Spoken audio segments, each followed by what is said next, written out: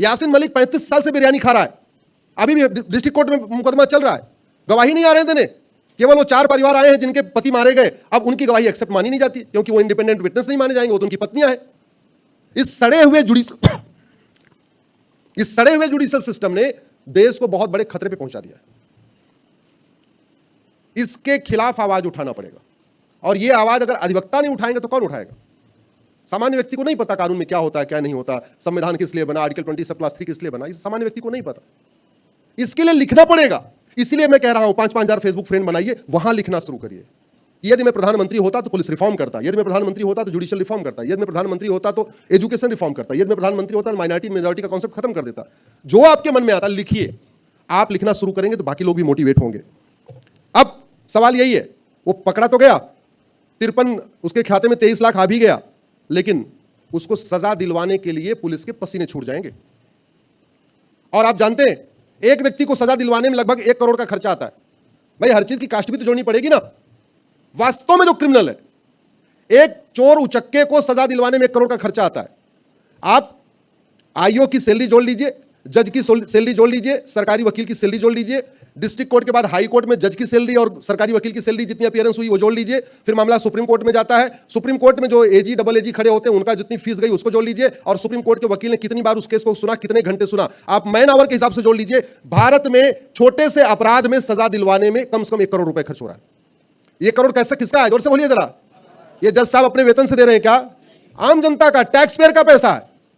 अब समय आ गया है कि जुडिशियल असेसमेंट के साथ साथ इसके इकोनॉमिक इंपैक्ट असेसमेंट भी किया जाए। पता चला 5 करोड़ रुपए खर्च हो गए और बाद में सबूत के अभाव में बरी हो गए। क्यों? कोई विटनेस नहीं आया। विटनेस कैसे आएगा? आतंकवादी के खिलाफ कौन? सबको अपनी जान प्यारी होती, नक्सलियों के खिलाफ सबको अपनी जान प्यारी होती, नहीं आते विटनेस करने।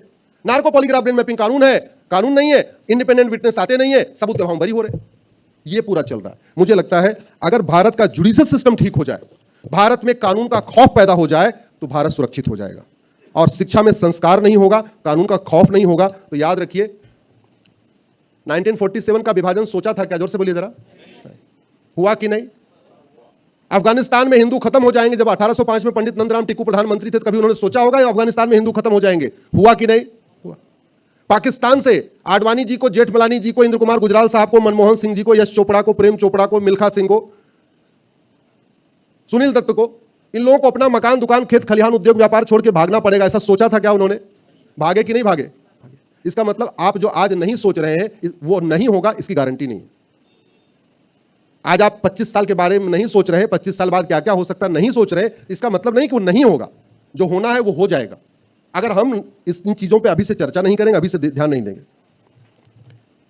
प्रतिदिन 1000 बेटियां लफ्ज़ जिहाद का शिकार हो रही हैं। 1000। आप गूगल करिएगा, 2019 से 2021 में 3 साल में 13.5 लाख बहन बेटियां गायब हुई हैं भारत में। ये गृह मंत्रालय ने ये आंकड़ा पार्लियामेंट्री कमेटी को दिया है। 3 साल में 13.5 लाख, मतलब 1 साल में 4.25 लाख, और वो आंकड़ा बढ़ते बढ़ते आज की डेट में 5 लाख हो चुका है। 5 लाख बहन बेटियां हर साल गायब हो रही हैं। आपके मुंबई हाईकोर्ट में एक PIL फाइल हुई है, कोल्हापुर के एक रिटायर्ड आर्मी के आदमी ने किया, शाहजी। मेरा कोल्हापुर में कार्यक्रम था, आके मिले थे। वो बेचारी 2 बेटियां थी, बेटा था नहीं, और बेटी लफ्ज़ जिहाद का शिकार हो रही है। उनकी तो जिंदगी बर्बाद हो रही है। किसी को कह नहीं सकते, शादी विवाह में जा नहीं सकते, रिश्तेदारों के बीच में ठीक से बैठ नहीं सकते, आत्मग्लानी में वो बेचारे पिघलते जा रहे। 1 लाख बेटियां आपके महाराष्ट्र से गायब हुई हैं। 1 लाख। चलो कोर्ट में चल रहा है, मामला चल रहा है, कितने को सजा हो पाएगी भगवान जाने। एक मैटर केरल हाई कोर्ट में आया था, 75,000 बच्चे किडनैप हो गए थे। सारे बच्चे केरल में पाए गए, असम के, बंगाल के, झारखंड के, उड़ीसा के, उन 5 राज्यों के। और किस लिए किडनैप कर लिया था? कन्वर्ट करने के लिए। कौन से बच्चे थे वो? ट्राइबल बच्चे थे, आदिवासी बच्चे थे। माता पिता झुग्गी में, बच्चों को झुग्गी में छोड़ के जाके लेबर वाला काम करते हैं, और झुग्गी में से बच्चे गायब। 75,000 बच्चे। बाद में केरल हाई कोर्ट ने CBI जांच का ऑर्डर दिया, तो पता चला ये बच्चे किडनैप करने के लिए, कन्वर्ट करने के लिए किडनैप किए गए थे। ये भारत में चल रहा है। क्यों चल रहा है? मैं ये तो पूछ रहा हूं। ये सिंगापुर में क्यों नहीं चल रहा है? दुबई में क्यों नहीं चल रहा है? अरब में क्यों नहीं चल रहा है? जापान में क्यों नहीं चल रहा है? भारत में क्यों चल रहा है? क्योंकि कानून का खौफ नहीं है। जब तक वो खौफ नहीं पैदा होगा तब तक बात बनेगी नहीं। और खौफ कैसा होना चाहिए? 3 साल पहले कोरोना आया था। कोरोना में चोरी हो रही थी क्या? जोर से बोलिए जरा। क्यों? क्योंकि चोर के मन में खौफ था, चोरी करने जाऊंगा कहीं कोरोना पकड़ लेगा।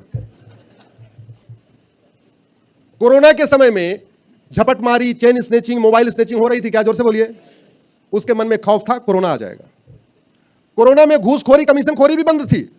चाहे वो हवलदार थे, चाहे थानेदार, चाहे लेखपाल, चाहे पटवारी, चाहे कानूनगोर, चाहे पेशकार, चाहे जो भी थे, कोई पैसा ले रहा था क्या? खौफ था, नोट में कोरोना होगा, पकड़ लेंगे, मर जाएंगे।